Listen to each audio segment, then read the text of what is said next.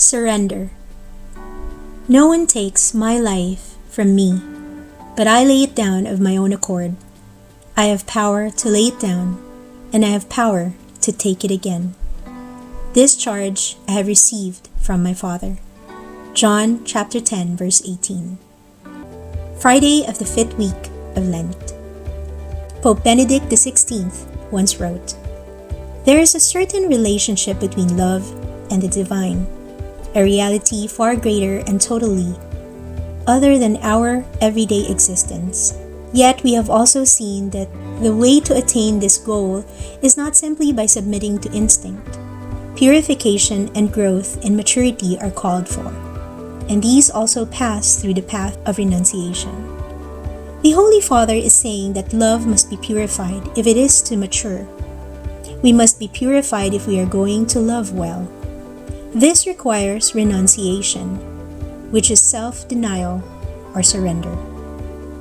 Pope Benedict XVI continues, "Love is, not in the sense of a moment of intoxication, but rather as a journey, an ongoing exodus out of the closed inward-looking self towards its liberation through self-giving, and thus towards authentic self-discovery, and indeed the discovery of God. Whoever seeks to gain his life will lose it, but whoever loses his life will preserve it." Luke chapter 17, verse 33. As Jesus says throughout the Gospels, in these words, Jesus portrays his own path, which leads through the cross to the resurrection, the path of the grain of wheat that falls to the ground and dies, and in the way bears much fruit. Starting from the depths of his own sacrifice and of the love that reaches fulfillment therein, he also portrays in these words the essence of love and indeed of human life itself. If love, real love, is a response to the love God has for us, then our inevitable response to God is surrender.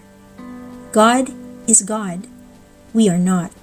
His love is so pure that the only appropriate response to it is to receive it, to surrender. Surrender is an ongoing exodus out of the closed inward-looking self, so that our life is about God. This surrender is found in the everyday. When Pope Benedict XVI once said to priests really applies to all of us.